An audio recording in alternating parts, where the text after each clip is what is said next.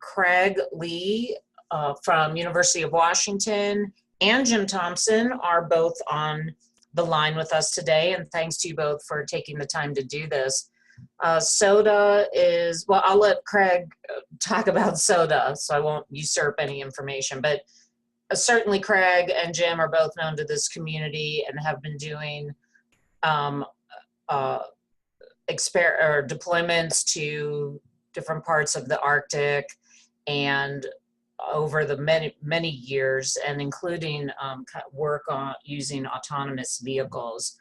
So the ocean always seems to be something very mysterious for atmospheric scientists, and it has been incredibly valuable for us to have that kind of information, as some of us are trying to improve forecasts, as well as just understanding the processes that that are always at issue. So without further ado, we'll hear about what maybe a little bit in the past, what has gone on, the past accomplishments from C-State, but predominantly we'll hear about what's going on this fall, and I'll bounce it over to Craig. Okay, great. Thank you, Janet. Let's see. Get set up to share screen here. Hopefully everybody can see slides now. Yep. Okay, great. So got a bunch of slides here. I'll try to go through them fairly efficiently so we have time to talk, and then the slides will be around for people to look at later. So SOTA is the fourth in a series of ONR programs looking at the Arctic since the return and the start with the Marginal Ice Zone experiment. And this one focuses on the dynamics that govern stratification in the upper ocean of the Arctic, how those might be changing, and the impact of different flavors of ice cover and atmospheric forcing on the kinds of dynamics we see. As is the hallmark of most ONR programs, it's a multi-investigator interdisciplinary effort. Lots of people who you see listed here working as a big integrated team trying to achieve a particular goal, which at this point is to, whoop, sorry, I've got a Firefox keeps wanting to pop things up onto my screen. We just really take a look at the dynamics impacting upper ocean stratification over the course of an entire year. So you can see the list of people. This program sits in the context of a range of programs that ONR has been pursuing since their return to the Arctic in 2012. And I saw that Scott Harper's online, so we can speak to this in more detail as people have questions. But what you see in this figure is a list of the programs that have gone on to date. Things started with the Marginal Ice Zone program, which began in 2012 and went into the field in 2014. Followed by the Marginal Ice Zone was focused on the changing dynamics of the Marginal Ice Zone, essentially what impacts its evolution, and how that might change as we see increasing amounts of open water to the south and longer open water seasons. It was followed by C-State. Marginal Ice Zone looked at the melt period. C-State looked at the freeze up, and in particular looked at the wave climate during freeze up. Jim Thompson's here, he can speak more to that. Both of these programs are seeing their papers published right now. The primary vehicle for Marginal Ice Zone has been Elementa, although papers are appearing elsewhere in JGR and other journals. And then the C-State program has a very nice issue shaping up in the Journal of Geophysical Research. So people can find those papers now and ongoing for the next year or two as they accumulate. This is followed by CANAPE, which was an acoustics experiment focused on looking at changes in acoustic propagation. These are all happening in the mid-Beaufort Sea. You can see on the chart there, they're all basically in the same region. CANAPE just wrapped up last year, and they're working up data as we speak. We should see results.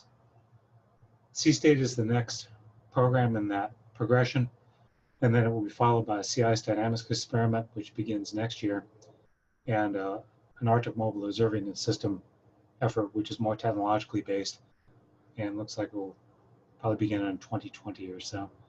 So it gives you an idea of the trajectory of the programs as we know it today. Quickly, Marginal Isotome was interesting because it tried to use a suite of autonomous platforms to get at the dynamics of the marginal isotone in the upper ocean over the course of an entire melt season. So the idea was to do this in an ice-based reference frame, so a reference frame drifting with the ice, because the impacts, the dynamics of the ice were really the primary focus, and to not really use heavy ship support. So the idea was to be able to do this with no icebreakers. A bit of aircraft support at the start, and a little bit of ship-based support, smaller vessels to get autonomous platforms into the open water in the spring. So you can just see that the sketch of that experiment. I won't go on about that. We can talk more about that if people are interested. This is followed by the Arctic Sea State program. This was more of a ship-based effort, looking at the freeze-up period. So that happened a couple of years after Marginal Isotome, but really looking at a similar set of dynamics, but during the freeze-up. And then SOTA. So SOTA was focused on looking how the upper ocean, the Beaufort Sea, respond to changes in inflow, variance rate inflow, and changes in surface forcing. So we're looking at upper ocean and sea ice. The focus this time is primarily on the upper ocean. So the decision was made to primarily work in a Eulerian reference frame or a geographically fixed reference frame, with some instruments drifting in the sea ice and looking at the dynamics of the ice. So SOTA focuses on buoyancy. What are the causes and consequences of upper ocean stratification? So as a mixed layer change, how does specific water layer change? How does that vary with ice cover and with different atmospheric forcing over different periods of the year?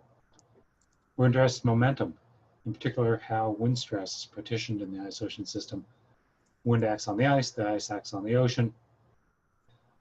Some of that goes into entrainment, some of that goes into wave generation, some of that goes into breaking up the ice.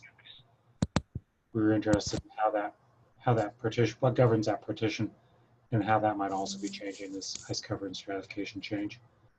And ultimately, what's the fate of heat in the Beaufort Sea?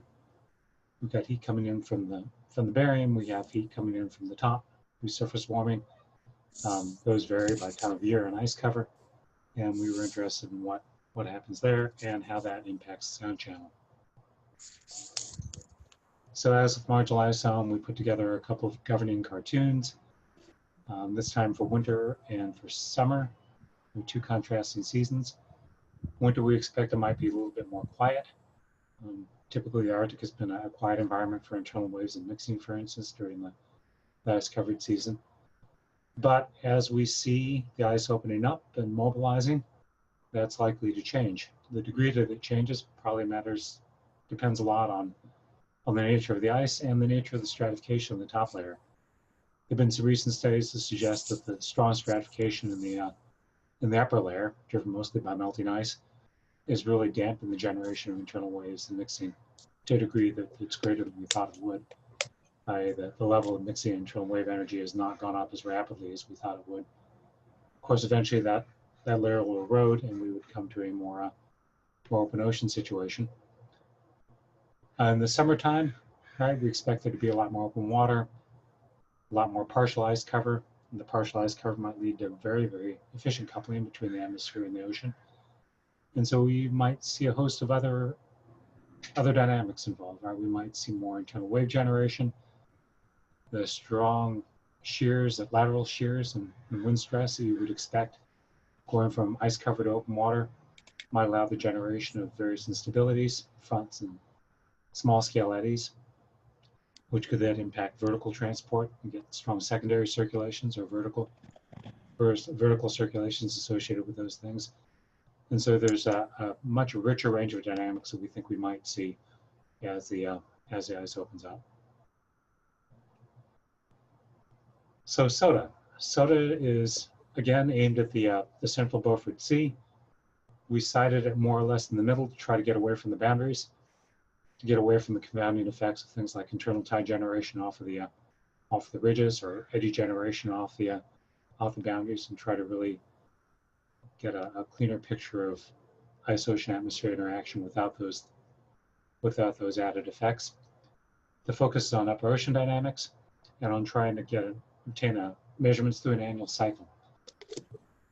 The annual cycle part is taken from geographically fixed moorings, which are the stars that you see in the orange stars. In particular, a spine of 3 orange stars that go up the center of the Beaufort, 3 heavily instrumented science moorings, and then augmenting the Beaufort gyre moorings, which are indicated by the blue stars that you see, the solid blue stars, kind of more on the edges of the Beaufort. There's a star that's near Barrow Canyon, which actually will not go in, so that's a leftover from previous planning. We're going to look at the inflow properties of Pacific water by putting in a garden of profiling floats that will rise up and release into the inflow, and then collect profiles as they're carried along the inflow pathways. So the ice-based measurements, the orange hexagons that you see, will be deployed far to the north. We anticipate having to go very far to the north to find ice to deploy these onto. But the idea is these will measure properties of the sea ice as they're carried around the Beaufort gyre over the course of the season. They'll spend a little bit of time overlapping with the Moore array. The rest of the time they'll be on their own. But they'll also have instruments of profile into the ocean over the upper water column. So we'll get ice ocean and a bit of atmosphere. During the late summer, early autumn will be a process study on the Skoliak with lots of synoptic survey tools that will go out and survey the region in the open ocean and the marginal ice zone during autumn of this year.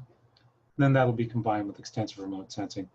So you see a timeline at the bottom here. I think I've got that timeline elsewhere as well, but that gives you an idea of the program's evolution. Most of the field work will begin in autumn of this year and extend for about a year in autumn of 2019. The floats will be out there for a bit longer, as will the potential for some other instrumentation as part of ongoing programs that you saw on the other slide. So briefly, soda moorings. Again, the central spine of 3 moorings designed to capture an area that we're certain we'll see open water every year, an area that, given the current ice conditions, is highly likely to see open water. But originally we thought it would be a marginal ice zone sort of place. And then a site that might see marginal ice or full ice cover most of the year. So SOTA A, B, and C. Heavily instrumented through the upper water column, so we'll be able to measure fine scale variability, internal waves, things like this in the upper water column. We're trying a multi-beam sonar looking upward at the ice bottom, and if that works, we'll have spectral ice draft over the course of the entire year, which would be something very new. That'd be very nice to have, as it will help us understand the transfer of momentum and the generation of mixing internal waves in the upper ocean, and a temperature salinity chain that will extend up to near the surface. So if this works the way it's meant to, we'll resolve variability in a high temporal resolution and high vertical resolution over a good chunk of the upper water column, and then more coarse measurements deeper.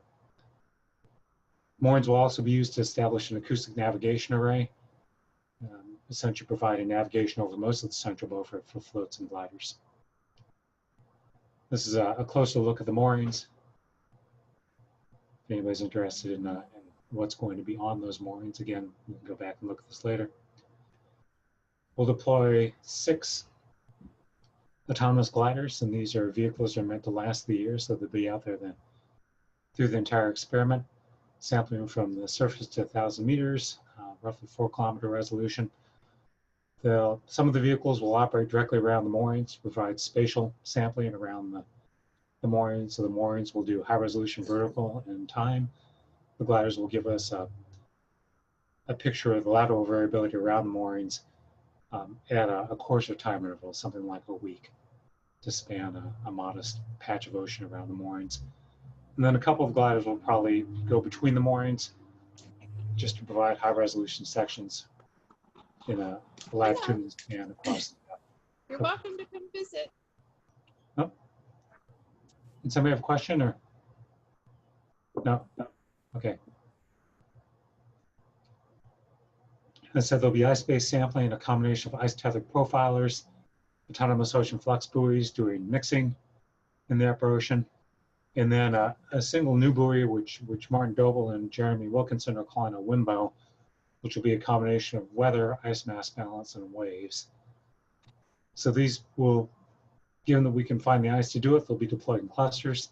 So they'll give us a simultaneous measurement of the ice, the water column down to about 800 meters, and atmospheric measurements.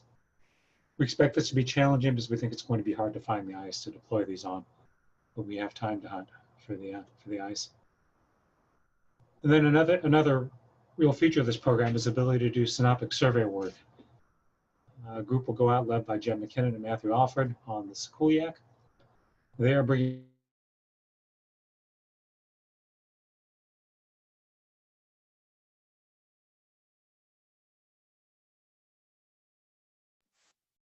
microstructures and mixing. They've got a vertical microstructure profiler, and these give them the ability to essentially survey a three-dimensional cube of ocean and pick apart the dynamics that are there. They've done this in the past. You can see a little interthermoclinity they captured during a previous effort in the Arctic. So that they have the ability to look at these features in great detail. And they'll be out there in the autumn of this year. So that this is a single cruise as part of SOTA. So 2 ships will be out in the autumn of this year, Sikuliaq and Healy. Healy is going to act as a truck to deploy platforms, so a combination of Moorings, ice-based platforms, and autonomous platforms. The Sikuliaq will go out and do process work in the southern region, probably coordinated with SOTA Mooring A, perhaps with SOTA Mooring B, and some of the autonomous platforms that will be out. And this gives a rough idea of the dates that the ships will be out there and the rough cruise tracks. There'll be extensive remote sensing. This is an example of what was done for a marginal ice zone, where remote sensing was used to look at it, to capture scenes over the autonomous assets. Here the idea is capture scenes over the fixed assets, and also in support of the ship-based work and probably some of the mobile assets over the course of the year. We use this both for real-time situational awareness, so to target where the ships are going to go and where the autonomous platforms sample, and also for analysis after the fact to look at things like flow size distribution and open water fraction. SOTA has a number of interagency contributions. This is one of the nice things. It's building over the course of autumn of last year and in the spring. But at the moment, from NOAA and a combination of NOAA and SF, we have the National Ice Center, which is giving direct support for the NOAA fieldwork in the same way that it did for MIZ and for SOTA. We're looking at twin outer overflights, some Alamo float deployments, and perhaps some coordinated sampling with sail drones, and Kevin Wood from NOAA is coordinating that. And we're hoping to have UAV overflights from a lighter weight UAV in 2018, and perhaps from a Global Hawk in 2019. This will be coordinated with the ship-based sampling and with autonomous sampling, and Guy DeVores and Janet are coordinating this. They've submitted a rapid proposal to NSF to support this year's work. From NASA, we're getting a ship-mounted radiometer for looking at high latitude sea surface salinity. This will be tested from the Healy in 2018 and perhaps in 19. We're looking at mounting issues. Tony Lee is coordinating that. And then Guillermo has donated a number of instruments from BOEM that are helping the SOTA moorings go out and kind of rounding out our instrument suite. So these things have been fantastic. They're a great augmentation to SOTA and a huge help. And I expect they will be a great thing going forward as we look at the data. That's our timeline. Seen that already. And that's a more detailed timeline of when things are happening. So I'll leave it there and take questions. That's what I have for now. Thank you. Thanks, Craig. We can open it up for some questions, and I'd like to kick it off with a quick one, which is, you know, this Pacific intermediate water feature was, we saw that you had sampled some of it in sea state, but it seemed to have been, and I could be mischaracterizing this, but it seemed to have just been kind of at the edge where sea state was located. and maybe its structure is more complex or had these kind of tendril extending northward propagation characteristics. And I was wondering, was that actually the case, that sea state was maybe more at the edge of that feature? Or is it fair, does it have a lot of variability from year to year, or is it kind of a feature that you can count on to extend to a certain northward point and not go beyond that? So Jim can speak in detail for sea state. I would just comment that Mary Louise Timmermans has done an enormous amount of work on the distribution of that Pacific summer water. And it does have a fairly distinct geographic range, and it follows some fairly distinctive pathways. One of the questions is how those might be changing as the water warms and as the Bering Strait inflow changes. But Jim, do you want to comment on what you saw in sea state? Sure. In sea state, you know, we were more on the margin, the western margin of the Beaufort Sea. We did spend about a week more in the center of the basin. And what we saw for Pacific summer water, you know, how strong the signal was and exactly at what depth, kind of say 60, 70 meters that it appeared at, really varied a lot spatially, more than we expected, and perhaps more than you would expect from the kind of literature that Craig was just describing. So I think it is a viable hypothesis that the distribution of it is changing, and that has, you know, strong time and space variability. I think we were generally seeing a big difference going over the bathymetry into the deep basin. You know, so it was much more diffuse and just kind of ubiquitously present throughout the Beaufort Basin, but then near the margins and you know, Chukchi Plateau and up to Northwind Ridge, we spent a little time up there, and that's where I think all that topography has a huge influence, and you get little pockets of it, and then it's kind of weak and not there, and then, you know, 10, 20 kilometers later, you really see it again. Yeah, I don't know if that's a really straight answer for you, but there's a lot of variability in it. Yeah, well, thanks for that. I mean, it's always a challenge because you try to initialize these ice ocean and atmosphere models with some sort of state of the ocean. And that's just been so challenging for at the beginning of each melt season to understand where this warm water might be, or how deep it is, and what the structure of it is. And I know that we won't have those kind of answers at the beginning of every season, like summer season, but having these kind of observations in place has just been really critical for our understanding of how to estimate it. So we look forward to hearing about, you know, to getting more data on that for freeze up. All right. So Jan, how much are things like the scissors flights helping you? You know, where they're going out and doing a fairly broad range of sampling?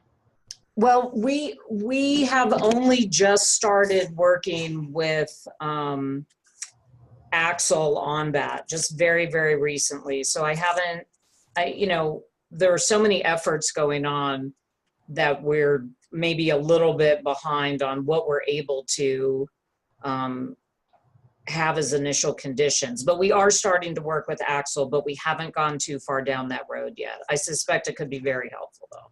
Yeah, it just seems they're not sampling everything. Yeah. But they are getting a fairly nice distribution. Because it's an aircraft. They Yeah. take samples over a wide range in a snapshot, so that's a kind of nice thing. Yeah, and you've reminded me to remember to get back in touch with him about it. So thank you for that.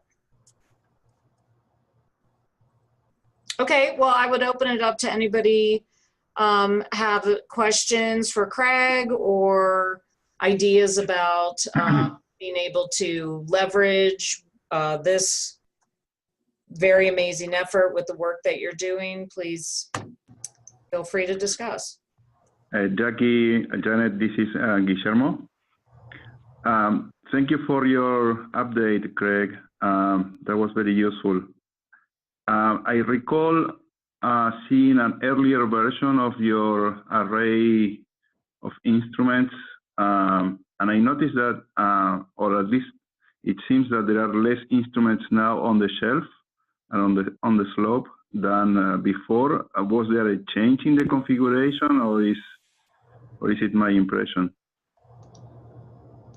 So there has been a little change in the configuration. You know, I'm trying to scroll back to the cartoon here. So that's kind of the most recent cartoon. And then if we could actually plot up something that was a little more precise. But the change has been essentially that there was concern from the Whaling Commission and from Waterway Safety about the barrow mooring, the mooring that would have gone into Barrow Canyon. And partly that was, I think, concern about the ADCP that was there, and partly it was just that they didn't want the ship in there at the time when it would be going, which had the potential to with the autumn whaling. Okay, what's the depth of that mooring closer to shore? Do you recall? I don't recall offhand. I want to say 300 meters or something like that, but. Okay. And then originally there were a number of pies that were located along the shelf. But in thinking about it further, the group didn't really believe that those pies are going to capture what they were intended to capture, which is to resolve that pathway. So what's happened instead is that money has been taken and put into floats that will be put into the Pacific Water pathway, and hopefully trace out the pathway of Pacific Water and its modification as it follows that. So those floats will follow the flow along the slope probably. There will be sampling there, just not the moorings. Great, thank you.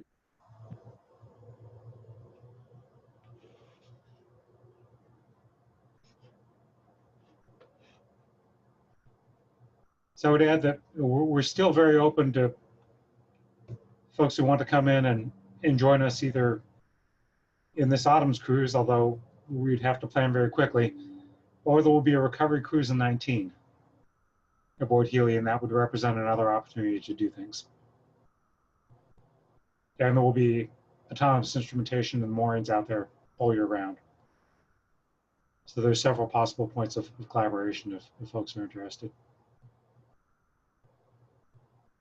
Hey, Craig, what's the plan for where the data will be archived or where it might be made available?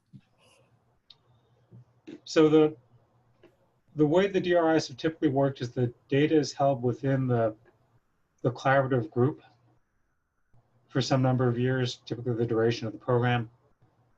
And that collaborative group extends not just to the core team that was on that front slide, but to people that come in and collaborate with the experiment. After that, we're in the process in CState and MIZ right now of binding up the data. And then those would be released to one of the archives, and that it might end up going to the Arctic Data Center.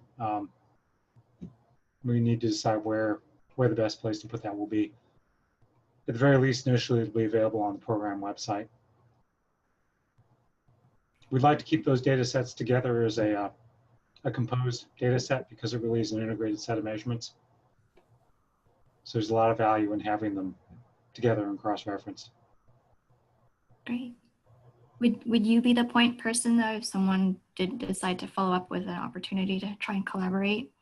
Yes, yeah, that'd be great. And then I can put them in touch with people within the team, and I could also talk directly to Scott or to Martin at ONR.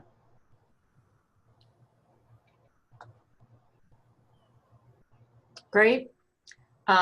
Just a quick update along those collaboration lines. There's a big UAV conference in Denver this week. So a lot of folks are in town for that from the UAS programs at NOAA and the universities. So we will be discussing further about how we'll be able to deploy from the North Slope with some of these fixed wing aircraft in the fall. And hopefully we'll have an update Craig, I can send you an update on that in a couple of weeks or so. And then I expect to hear about the rapid proposal in not too much longer. Great. So hopefully that moves forward as planned. Great. Okay, are there any other questions for Craig?